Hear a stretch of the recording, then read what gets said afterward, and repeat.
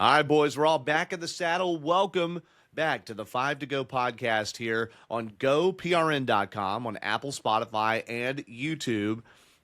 And hey, we're going to talk a lot about Chase on this show, and we're not talking about Dan's nephew either, all right? We're going to see what's old is new again with a twist. Get into both Devin and Dan's reactions and my own on NASCAR's new championship format, which we knew was going to get announced Monday and has too high a plum. We're also going to talk about a big star returning in Daytona and a little other NASCAR news, including some testing at North Wilkesboro. Again, the theme. What's old is new again. Ain't that right? By the way, the clash of Bowman Gray coming up here in just a couple of weeks. I'm Doug Fireball Turnbull from the traffic team with Rachel Cox-Rosen at 11 Alive, WXIA TV here in Atlanta. Atlanta Journal-Constitution gridlock guy, now electronic only, and part of the announcing team at Performance Racing Network. And honored to be on with you all this week. If you missed it earlier this week, I was on with Doug Rice on Fast Talk, the weekly talk show. And he's done this off-season edition where he's interviewed different media members. And so I got to have half of the show with him back on Monday. So you can check that out on GoPRN.com and your podcast providers. We'll be honored to be on with the PRN team again at 7 races this coming year, the first of which is at Echo Park Speedway. And we told you last week there'll be an open house there on January the 24th with Christopher Bell. I'll get to help with some of the emceeing for that. So come down to Echo Park Speedway in Hampton, Georgia. Is that also Atlanta Motor Speedway? Is that also what that is? Also Atlanta Motor Speedway, the former Atlanta Motor Speedway. And my guess would be the again in the future Atlanta Motor Speedway too, since this is a sponsorship deal. But nonetheless, welcome to the show, and we're glad to have you on. That was our championship winning mechanic, 2018 Georgia Racing Hall of Fame inductee, Dan Elliott, on the show. Look, I put you before Devin, Dan. How do you feel? But that's only because age before beauty. Okay, so we'll leave it at that, because definitely not to be underspoken there, Devin. It's tough to beat him. He's so aggressive that it's hard to get any kind of advantage on Devin. So that's true. Yep. Especially when it comes to Dua Lipa lyrics. I think that's where Dua Lipa lyrics or discussing the ins and outs of TV broadcast deals and TV graphics. Okay, Devin's got his covered. That, some things are better left to youth.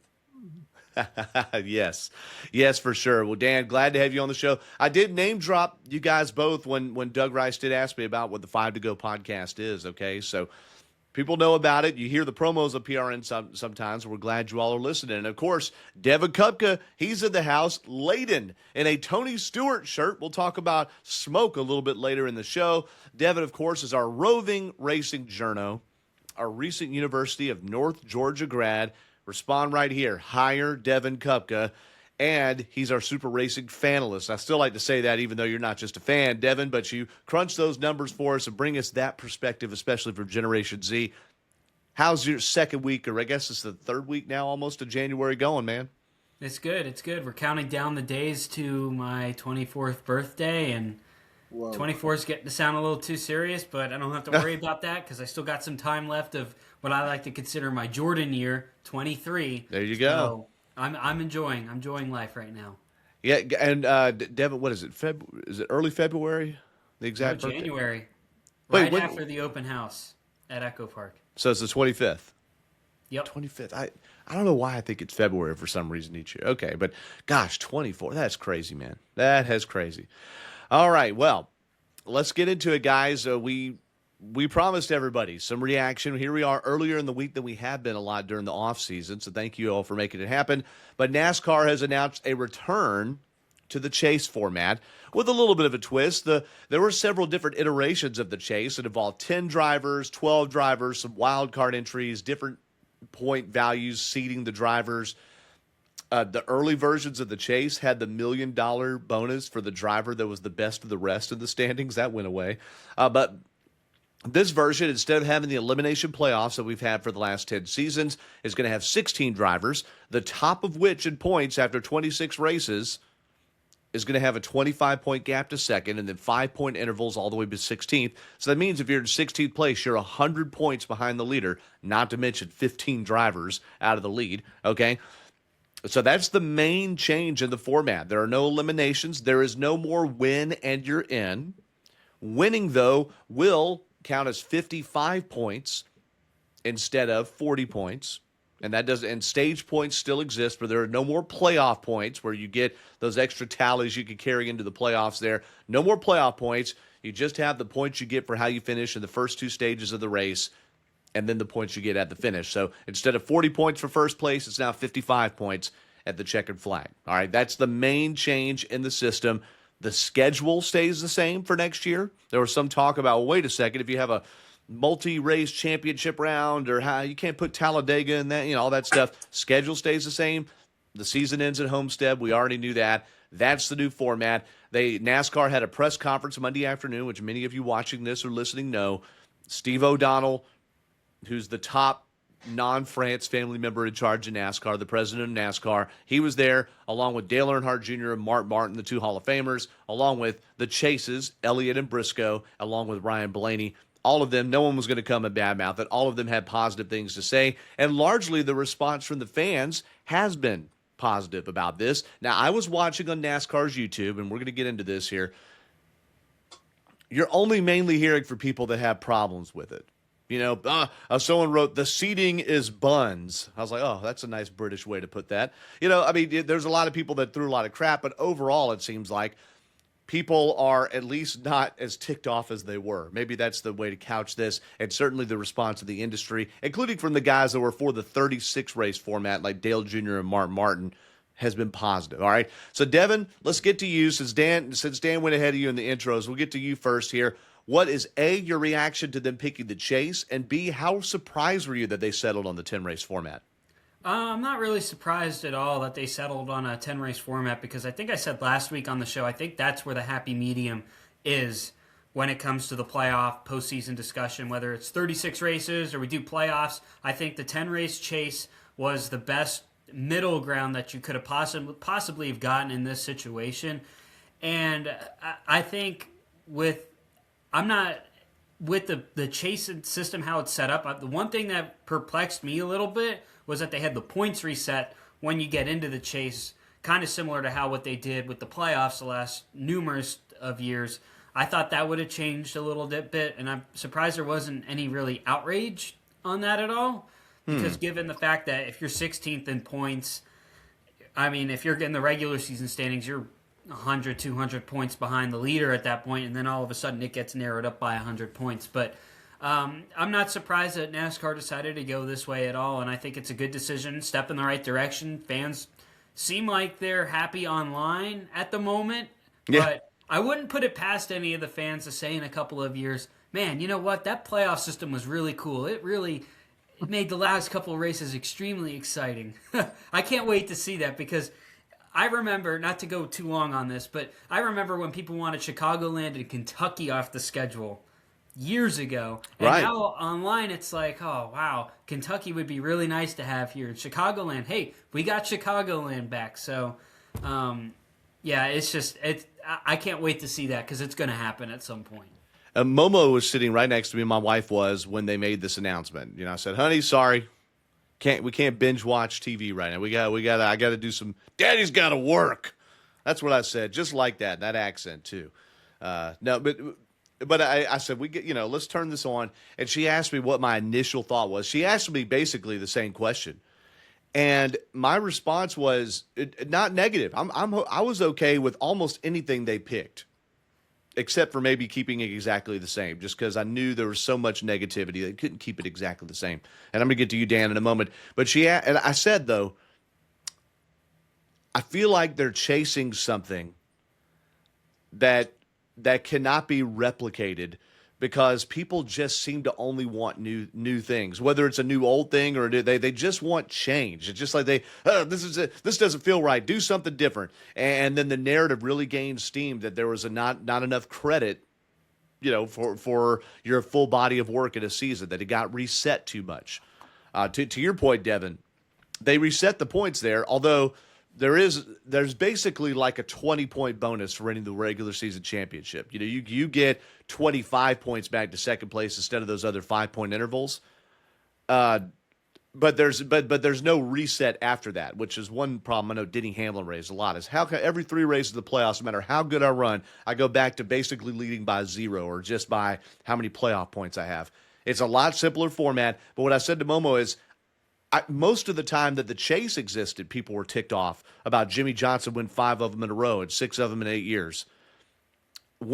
How long does it take until that happens here? Not about one driver winning, but about people saying it's not exciting enough at the end of the year. Now, to Martin's point and all that, it does make the value of each race more. All 26 races equal the same, and then the last 10 are maybe valued a little more than them because they're playoff worthy. But each race is about winning and finishing well and running consistently. That's what the motto is anyway. Let's see how it plays out.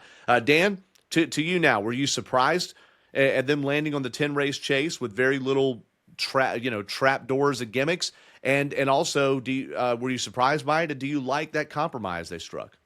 I'm not surprised about it at all. I think that that it was just as Devin said, a compromise of where we were at, what they'd seen before, and I think that it's more to me of testing the waters again, because really the only thing different is the Gen 7 car. I mean, we're looking at a lot of different things, but the Gen 7 car being the main difference, and the fact that the car itself should be more alike with everyone. The car being the given here is the same, and the only variable being drivers. And one thing that's not been factored in ever in a championship, and it's one that I've thought about many times, but I don't even know how to go there, because getting into this, your pit crew has to factor in. Otherwise, how do you even? There are so many races that are won and lost by the pit crews, as we've seen over the course of my lifetime. Many races have been won and lost on pit road. So when you factor in a championship, you either need to add the pit crew in or eliminate the pit crew, one or the other. And in a quick version of that, to eliminate the pit crew would be the car comes down pit road and goes out on the racetrack in the same order that it went down pit road. Do you want them to eliminate the pit crew? I don't want them to eliminate the pit crew. I want the pit crew added in. So one way to do this, and this is just a quick version. Like I said, I've not thought about it that much, because I've wanted to see this, but we've never got into a conversation about it. Another way would be to reward the pit crew that has the fastest time on pit road. You get a added bonus point or points by what the pit crew does on pit road. Interesting. Okay. So just like there's a 1 point bonus and that's going to continue into the season. There's a 1 point bonus for fastest lap. There's an X number of points bonus per race for the fastest 4-tire pit stop. Is that how you would determine it? It would be the fastest time on pit road, whether it's a 2-tire or 4-tire. You're getting into semantics as far as what you do on pit road. It's just you're going to have to do something to make pit crew relative to a championship, and you either add it or eliminate it, one or the other, because it does factor in. When it's all said and done, the pit crew does factor in, and you can't deny that. But if you're going to award, and I like that idea of awarding a point per race for the best pit crew of the race, but there's different versions of pit stops. There's 4 tires, 2 tires. Are they taking fuel on a 4-tire stop, for instance? I think that's one of the things that you're going to have to just put down the pros and cons of how you start this, because we didn't get to a different point system by a matter of just making a decision and sticking with it. A little bit of trial and error or thought about this on how you want to do this, but it could just come down to the fastest time on pit road, whether or not because you don't know what you're going to need on a pit stop or what's going to happen, but you're going to have to start. You're going to have to pick a starting place somewhere. But I would love to see the deal change about the fastest lap bonus points, because you can get yourself in a situation where you can get in a draft in the race as we've seen before when they did that in qualifying, and you can draft yourself to a faster lap just because you find yourself in a position where you suck up to the car in front of you and you run a faster lap. I'd love to see Yeah. that done away with and add a bonus point or points to who leads the most laps during the race. I don't think there'd be any harm with having the most laps led bonus point and, figuring out some other way to legislate the fastest lap for sure. That's What about a point per lap led? no. No. No, because different track, Coda would have less value on the schedule than Martinsville. I think it'd be And a deal and where we get into complications, right? Yeah. We get into complications because then it's oh wait, so if you weight those, you say okay, well a Coda lap equals 2 points, but a Martinsville lap equals 1 point or whatever, a Pocono lap. Then it's just with AI, it's not going to be hard to figure this out, to figure in how would be the best way to do this. It's too yeah. easy to do now. And the thing I'd love to see the most is over the course of the last 2-3 decades, we've seen a couple of teams, couple of owners that have dominated the points over the past couple of decades. I would love to see an incentive thrown in there to where that if a car or team has not won a championship ever, then you get if that car were to win a championship, then they get a $2.5 million bonus for winning the championship. And if another car wins the championship that has won the championship, then the next finishing car that has not won a championship would get $1 million bonus. So and yeah, you could have a sponsor like Aaron's Underdog. Well, Or something like it's an incentive to want to go out. If you've not won a championship, to me, it's extra incentive to go do this. It's just kind of creating an opportunity here that we've not seen before. It was kind of like when we ran for the million. Never been done before, and they selected so many races. It's a version of that, but it's not. But I'd love to see an incentive there to go after a championship if you've not won a championship before. And if money is a problem, maybe this would help soften that issue where sponsorship comes in and you need that extra money. Do you think they don't have the incentive? Don't you think the top half of the teams feel like realistically they could maybe win a championship?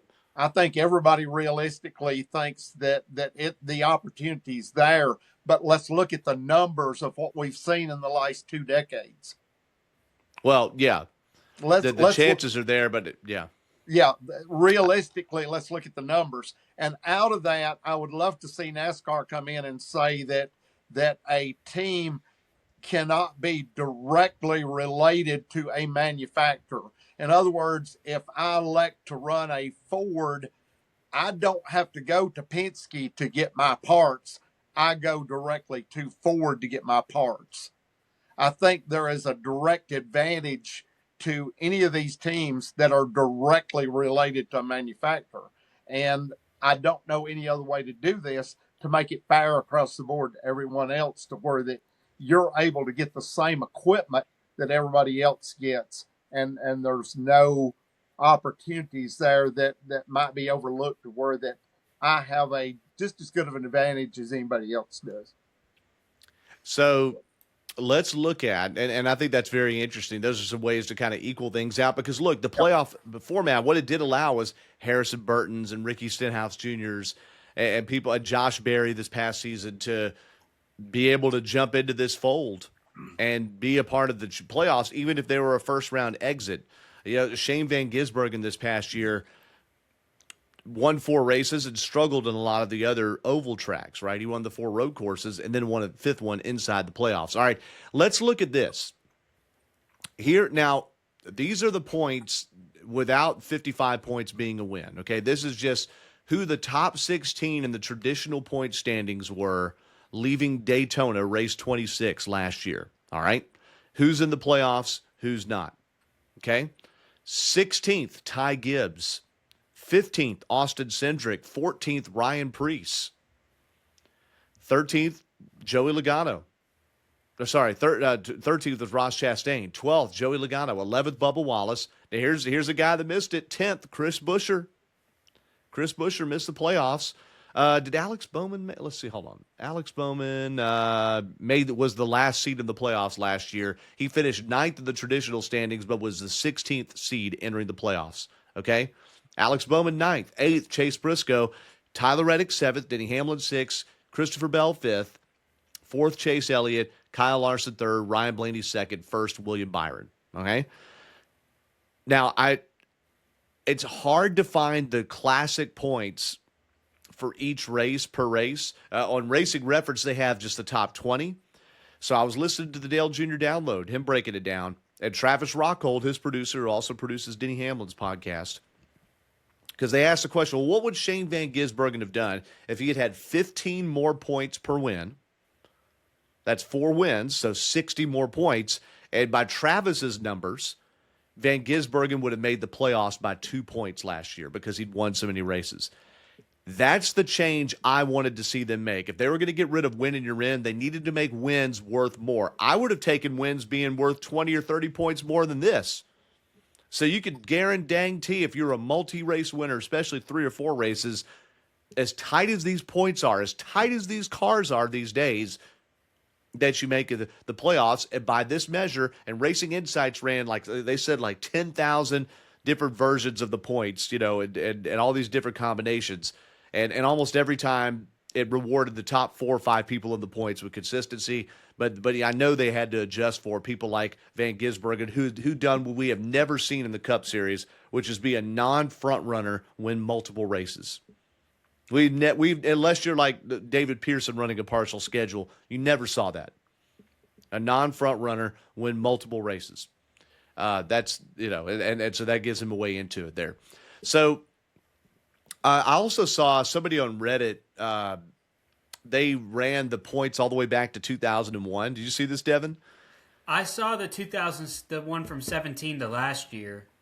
Okay, so they did one that went all the way to 2001 under these point standings, the 16 driver playoffs and 55 points a win and all that stuff. I guess I can say chase now. It's not the playoffs, chase. What's interesting is how many drivers ended up still winning the championship, especially the chase era, because it's very similar. Jimmy Johnson still ended up a 7-time champion, but one of his 5 championships that he won in a row, he didn't win. He also did not win the 2016 playoffs, the elimination format, but he won the 2003 and 2004 championships. Tony Stewart goes from 3 championships to 1. Kurt Busch won the 2002 championship, but not 04. I thought that was pretty interesting. And here's the kicker, Joey Logano. You think this screws Joey Logano? Joey Logano ends up with 4 championships if he had raced this chase right here all the way through his career. I think that's kind of it. Doesn't matter. I know what Dan's. I can see what Dan's saying. Who cares? It doesn't matter. Believe it or not, Logano actually wins the 2022 championship outright. Actually, because he had a great last part of the season. Yeah, and that's I think that's really interesting. It's just a good thought exercise. Also, I remember when they modeled the playoff elimination format, the driver that would have won the 2013 championship, which was Jimmy Johnson, by the way, won that. But the driver that would have won it under the playoff, elimination was Dale Earnhardt Jr., who had 0 wins because he had such a consistent 2013 but didn't win a race. Just you never know with this stuff. You got it, but you and Dan, we say this all the time. You actually have to run the races. These drivers and teams, they take this rubric, put it into the robot, if you will, and they call a different strategy. And that includes Joey Logano and Paul Wolfe in 2024, where they had an average finish of 17th but still won the championship. Well, if they had a 10-race format, they might have run some things a little different, some of those other races. So doesn't mean they would have won it, just saying. It would have been different. So that's the chase. A lot of people seem excited. And by the way, the first chase points, if you will actually be awarded on Sunday, February the 1st, because if I'm not mistaken, no, that's wrong. That's the Clash. In the duels, right before the 500, the top 10 finishers in each duel get stage points. They get points. So we'll get points on the board here in just a couple of weeks. So any last thoughts on the chase before we move on? I don't think I've left anything unturned. Now let's turn one more thing over. Instead of Let's do it. it coming down to the final four being the final four races, which we've seen repeated uh, several times, this gives you a wide variety, more indicative of how a champion should be crowned champion. A wider variety of different racetracks go into all of this to where that we now see truly more representative of who our champion I feel should be, based on the fact that you've got a wider variety of racetracks to go to and compete in. Yeah. Great point. Great As it point. stands, as it stands right now, Talladega, Martinsville, Phoenix, and Homestead are the final four races of the year this year. Yeah. Yeah, but that's But irrelevant to the point of what I'm trying to make is all 10 of those races factor in yes, equally. equally. All of them Equally. factor That's in as not that is the before. key. That is the key. Let's get into this.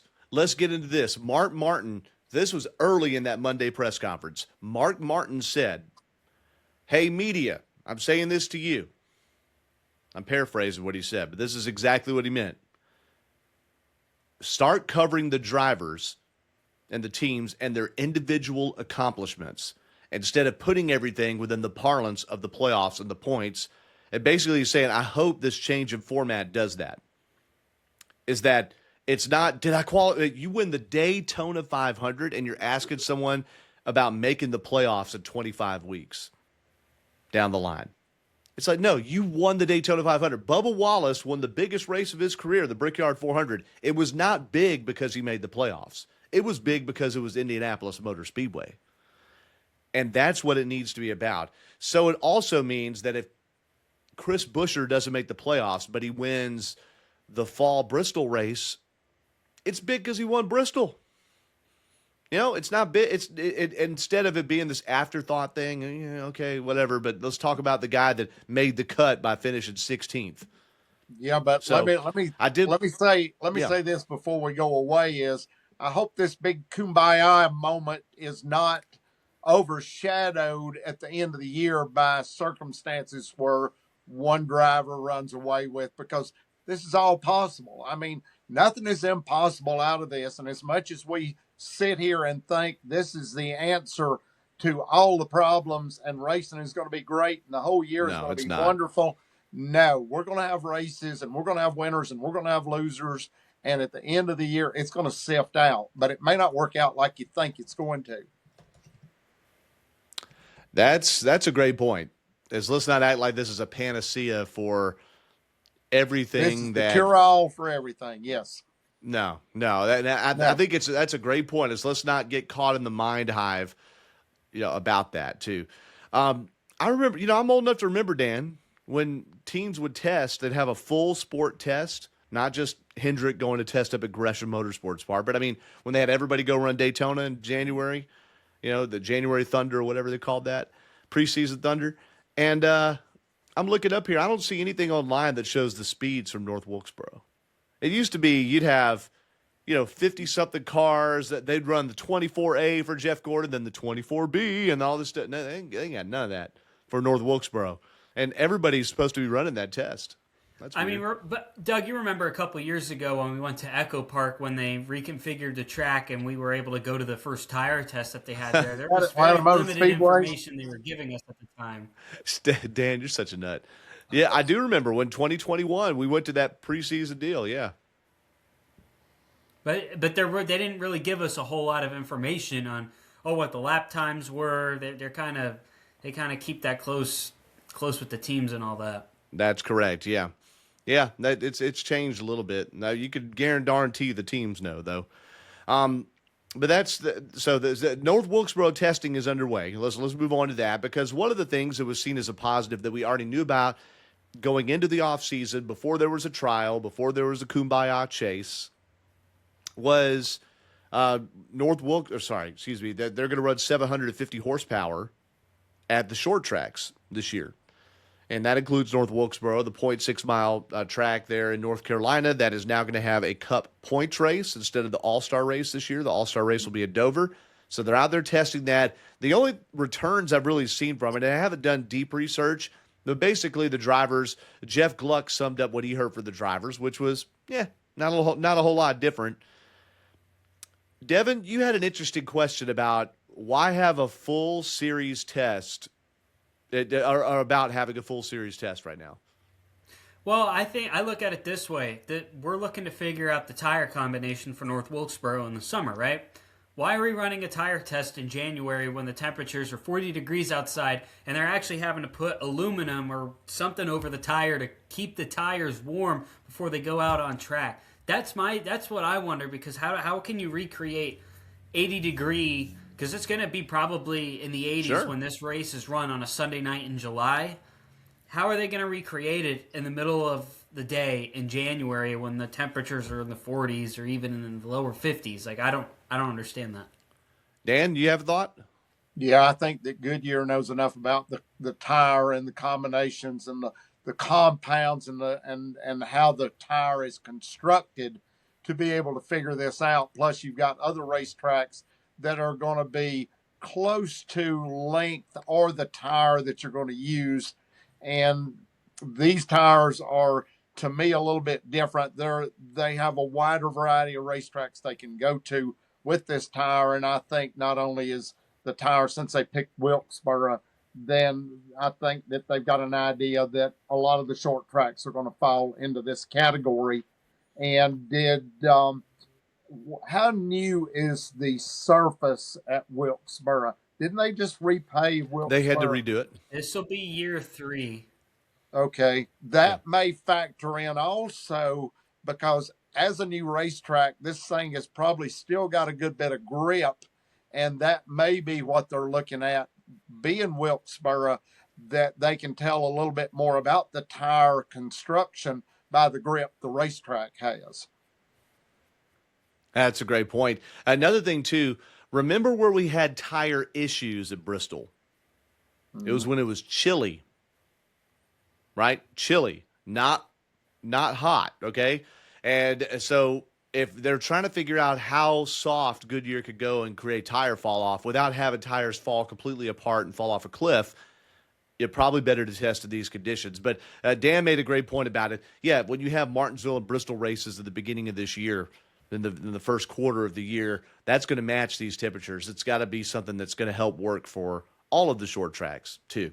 So yeah, that's a great point. And yeah, it just blows my mind. We don't have like testing I'm like speeds up y'all there to on one follow. thing. See I who's don't got that know early why speed, we man. don't publish the speeds, the times, and so forth, to where that we can get an idea of, and how much fall off is in the tire itself.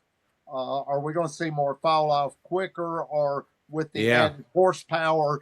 What is going to be different about this? And I'm like you, I've yet to see very much published out of this, and kind of wondering what the real deal is here on this, because to me, maybe they've not run enough laps yet to come out and officially say anything, but I still don't understand about the times.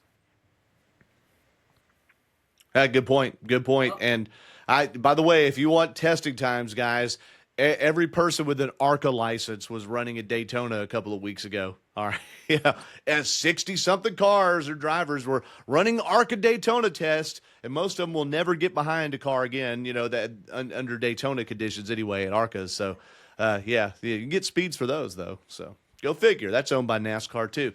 All right, so North Wilkesboro test underway here, finishing up as we record this, or during this day. They extended it last night from 5 p.m. until 7 p.m. I'm not sure if they had a weather delay or what. I didn't catch that. I didn't hear about any major incidents or anything. I don't know if you guys did, but I did not. No. So the next big story for this week, nothing beats the chase. You got cars on the track for the first time all off-season. All right, now, yeah, that's it. Trucks and Xfinity, I think they're trucks and there you go, quarter in the jar. Trucks, the O'Reilly Auto Parts Series, I think they're supposed to test there or somewhere else, or is it Rockingham? They test soon.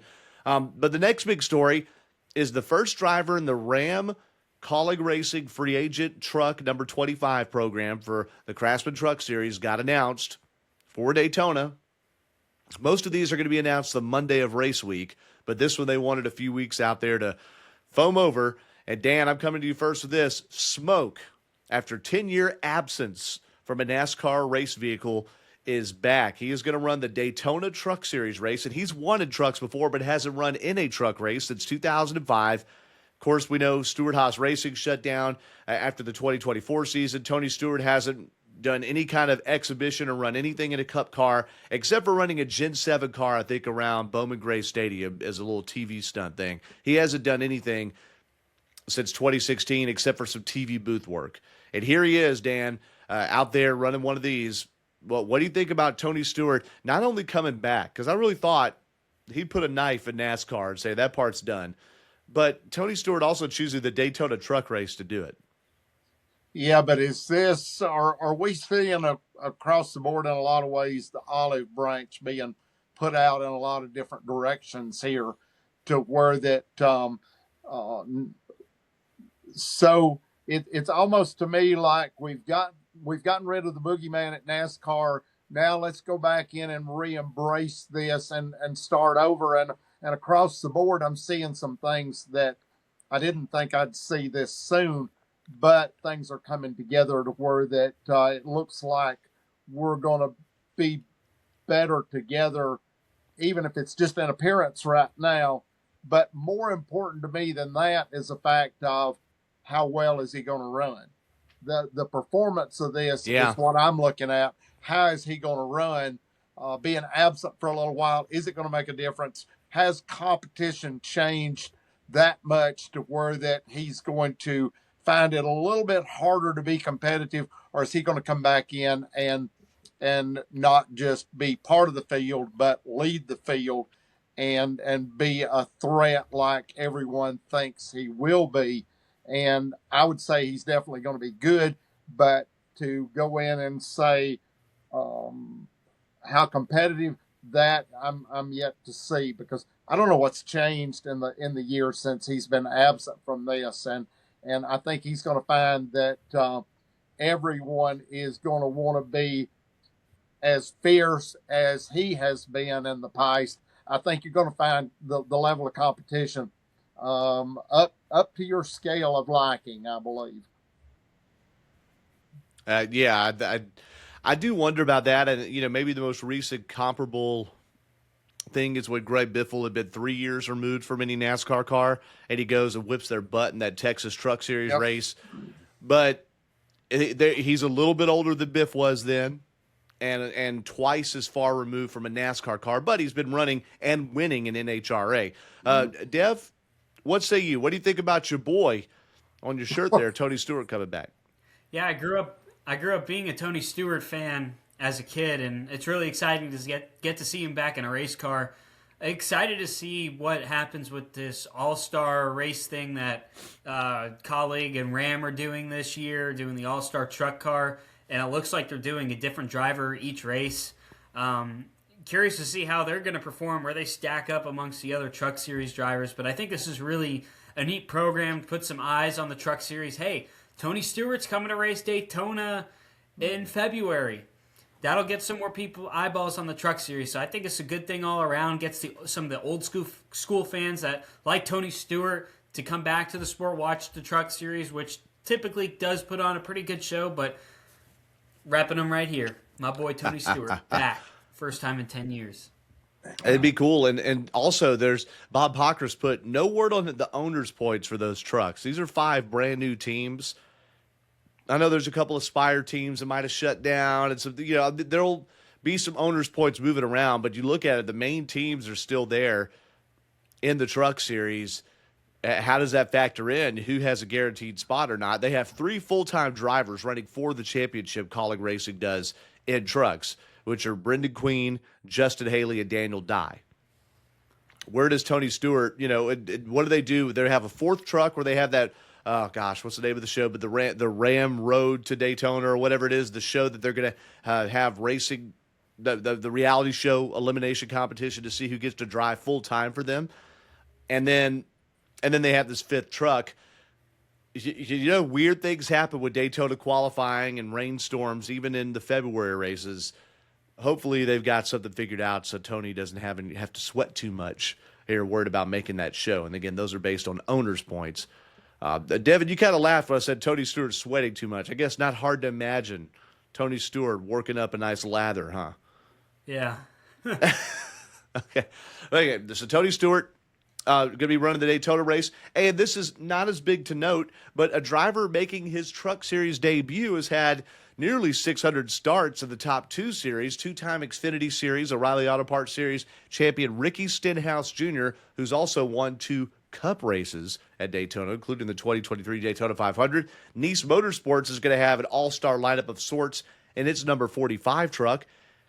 Chastain's going to run it some later this year, but Ricky Stenhouse is going to run for Nice Motorsports in that number 45 starting at Daytona.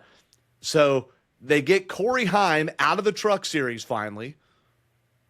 But these guys like Ty Majeski or whoever, he's won Daytona before, but some of these lane rigs that are trying to make a name for themselves in trucks, they go to Daytona, they got to try to beat Smoke and Stenhouse there. Would you like to see that battle, Devin?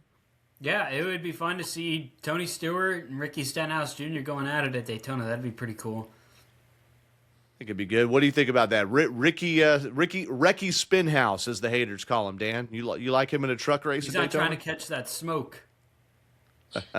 Yeah, well, let's just see how it shakes out, because there's one thing about Daytona that, yes, experience counts, but I'm telling you, it's who can hold their breath the longest when it comes down to those last laps at Daytona. It definitely is. That truck race could be, yeah. Yeah. What word? Sometimes great, but a lot of times it's cringe at the end. Richard Childress Racing announces some Cup Series competition changes. It basically, I'm just going to scroll through it. Mike Dillon, Austin and Ty's dad, has been named the Chief Operating Officer, and it's going to focus heavily on competition administrative functions. All right. They've also are having John Klossmeyer, who used to be Eric Almirola and Chase Briscoe's crew chief, focusing on competition leadership. He'll be technical director. Andy Street, who won a bunch of races with Austin Hill in the O'Reilly Auto Parts Series, has been named the performance director for RCR. And Keith Rodden, who spent years as Jamie McMurray's crew chief, was Austin Dillon's crew chief at one point, and was R&D with that team at some point too. Keith Rodden is out at Richard Childress Racing. I don't know what to make of all that, Dan. I mean, these are names people know, doing roles people have heard of, but they shift some more things around. It seems like they do that now about once a year at RCR, trying to find magic, Dan. Yeah, I agree. I think that you're trying to find the chemistry, and hopefully all of that will work. But it just gets harder and harder as we see the seasons come and go. Sponsorships and the level of competition and the changes within the sport itself, to the trucks, to the cars. It is, each year brings on its own problems, and you're definitely, as NASCAR is searching for that different aspect, that different scenario that's going to put them ahead each year, the level of excitement, the level of competition, the teams are no different. And this just shows you what they're having to deal with year after year, and how this sport keeps evolving and changing. And it is the cliche of always, it's trying to hit a moving target. Yeah, no doubt. No word on if Steve Phelps has been offered a leadership position at RCR. Okay, but great points, Dan. It's you're trying to grasp at something, and it's hard to know sometimes what you're grasping. Hey, on a more somber note, the gall of people, and I read this is from WCNC, which is a Tegna station, by the way, a sister station to the one I work for here in Atlanta. WCNC Charlotte reporting that burglars reportedly stole $30,000 in cash from the home of Greg Biffle just a few weeks after his passing in the plane crash. I'll just read exactly from their article here. The Iredell County Sheriff's Office responded to Biffle's estate on Dooley Road just after 6 p.m. January 8th. According to the incident report, $30,000 in cash and a backpack were reported missing from the home, and no arrests have been announced in connection with the investigation. I wonder if that's crazy, man. I wonder if it's they'll crazy, find, but people go after athletes' homes now. I wonder if they'll find Go that ahead, Dan. Since the family was not and cannot be able to identify what's been missing, if they truly know everything that is missing. Yeah. Yeah, good point. That's a good point. This makes me sick that someone would do it, but they're finding out when athletes aren't home that are living and going and raiding, whoever, Joe Burrow's house or whoever it is. So of course, if someone has passed away and they figure out who it is. Unfortunately, criminals will see this as a good opportunity with Yeah. the Yeah. events that unfolded last month. The security at that place is going to be less, and unfortunately, it'll be easier for criminals to get away with stuff like this because there's probably less security involved now that you don't have like a primary somebody that actually lives on that property anymore. Yeah. So it makes, Yeah. Yeah, but it makes that kind of owning that place vulnerable. Doug, Devin, the thing Go that ahead, Dan. scares me even more so than that is the fact that someone coming in and accessing your electronics, whether they take computers or other information that you can scam whatever electronically, and that's what everybody seems to be after is the electronics so that you get passwords, so forth, to where that you're talking about conceivably millions of dollars. Yeah. That's a good point. That's a good point. Let's hope it gets locked down. They find the Yep. scumbags that did that. Okay, that's all I gotta say about it. Um, I also saw the Raymond brothers who've announced some bolstering in their organization there in the Truck Series. Did announce a 10 race deal. I think it's 10 races, or 12 races with Luke Baldwin, Tommy Baldwin's son, who ran some for ThorSport this past year. So I'm hoping for. My first thought when I saw that is, oh gosh, he's running the Rayum truck. Honestly, it's like, oh gosh, but nonetheless, I hope that's something that that works out well for him. Maybe that team's in a better position. And also, too, Nice Motorsports has actually signed Stenhouse up for 2 races. I've got to look and see what the second one is here. I know this is great radio. Oh, and he's going to pilot it at Echo Park Speedway. Is that Atlanta So Motor there you go. Speedway? Perfect. I believe it is. I believe it is. Landon Lewis and Ross Chastain will split the rest of the year in that truck, too, by the way. Landon Lewis. Okay, I didn't even realize Landon Lewis had landed at Nice Motorsports, but it'll be Chastain in those first 2 races, Landon Lewis and a bunch of others, and Ross Chastain will be in some more, too. So there you go.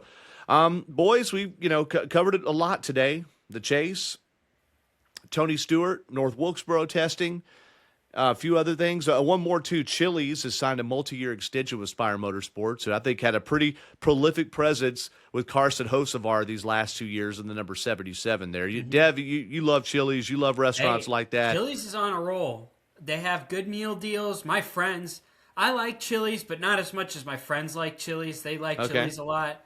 I mean, Chili's is a good place to go eat, but they're attracting. I mean, you go to a Chili's now, you'll see a bunch of young people in there in these restaurants, and they're packed a lot now. So all I'm hoping is Applebee's makes a comeback because they need to step up their game a little bit. But Chili's is actually doing really well as a restaurant. Like as a company, they're actually doing really well right now compared to the competition. My high school guys love the mention of Chili's. We went there for a lunch before Christmas, and I mean they more of them showed up to that than show up to church. Okay, so they love Chili's, man.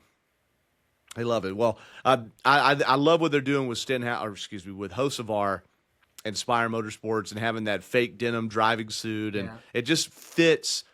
That whole ride the Dente thing just fits Hocevar so well. Best I hope he suit could in NASCAR right now. Absolutely. I hope he can pay it forward.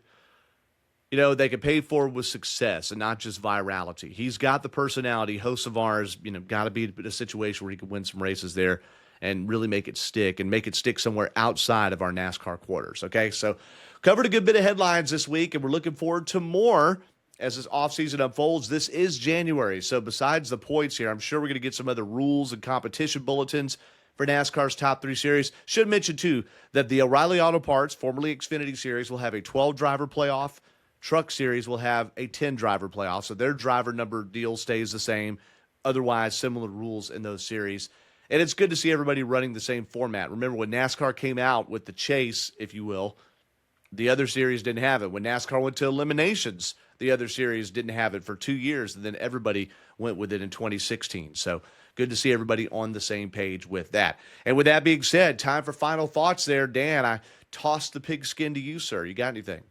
I got the only thing I've got is the fact that we're getting in the countdown, really into the countdown of Daytona and the start of the season, and just the more announcements, the more, I guess, I don't know if you call it excitement of it, but it seems like more and more people have things to release as we get closer to Daytona.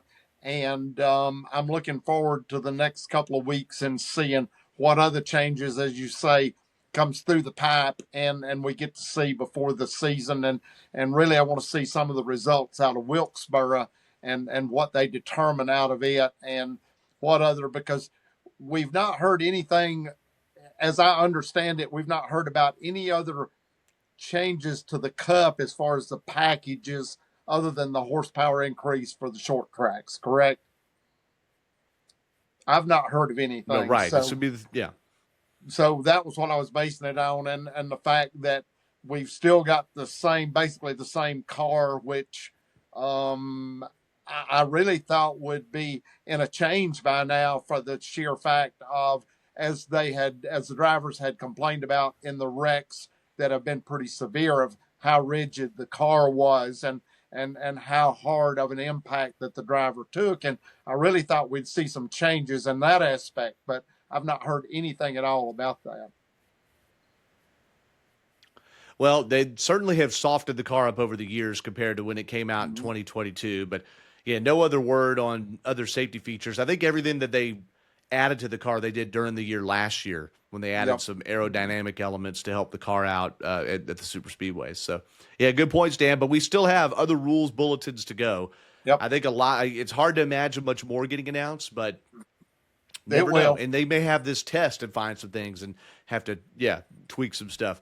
Devin, what say you, sir? I don't know if we brought it up or not on the podcast, but a few weeks ago, IHRA bought Rockingham Speedway, and I wonder what's going on with IHRA here. What are they gonna? What's their plan going forward? Where's all this money coming from? I just think it's something to maybe watch out for, see what they do, how they'll compete probably against the Cars Tour, but it's something to watch out for. They bought Rockingham. They're making their own late model series, which Mm-hmm. yeah, probably most comparable would be something like Cars. Yeah, and a very crowded space. I feel like yeah, southern just the demand for southern pavement late model racing doesn't seem to match the supply. So where does IHRA fit into all of that? And they didn't just buy Rockingham too. They bought something. Didn't they buy Memphis Motorsports Oh, Park too? Memphis, yes. Yeah. So That's a yeah, major track too. I mean, if we're talking size and scope, it's like Rockingham as well. This isn't just some small track out somewhere. yeah. It's like who's buying tracks? Like maybe I should go buy Type. And they're going to have to refurbish Memphis too because it's starting to go downhill. Yeah. We'll keep an eye on IHRA and, Dev, hey, Super Squire reporter over here, hashtag hire Devin Kupka. Maybe, Dev, you need to put on the reporter glasses there and start setting up some emails and interviews and figuring out exactly what in the heck is going on there because, yeah, it's like most people have barely even heard of IHRA and now suddenly they're making moves and it's in a stock car sense, not a drag racing sense. Interesting. Hey, my final thought is the points are close, all right? And what before was a crapshoot at Daytona to see who is going to come out on top and what random winner is going to leapfrog into the playoffs, now we're going to see at Daytona 6, 7, 8 drivers maybe enter that race with a legitimate chance on points to potentially get into the top 16, especially with the win being 15 points more and stage points mattering. And, the strategy at these super speedway races is tough. So that cutoff race, circle race 26, Daytona, I still think besides just the drama of winning at NASCAR's most famous track, it may not deliver the exact tingle up your spine that Daytona has before when it's been this cutoff race the last 4 or 5 years. but I have a feeling it's really going to deliver, seeing which driver will be the last one on the rung there. All right. And if you're someone that's 15th, 16th the points, you crash out, who's going to be there to pick it up? Could be somebody else. So we'll be watching that in every race with equality and importance, okay? Including Echo Park Speedway, race 2. That is Atlanta, Dan, of the season. So he's Dan Elliott. He's Devin Kupka. He is Doug Turnbull. We're so glad that you joined. You can find Devin and me on Instagram, Facebook, and X, formerly Twitter. Be sure and interact with us there. 5 to Go Podcast Facebook page is, of course, up and running. Be sure, if you found this on YouTube, like, subscribe, review, be a sub, all that good stuff, whatever, But we would love to interact with you there. So we're glad you're here. Happy New Year. Kumbaya. But this won't fix everything. So let's please not put our hopes through the roof, okay? So for Devin and Dan, I'm Doug. God bless y'all. Thank you for listening. This has been another 5 to Go podcast. We'll catch you next week.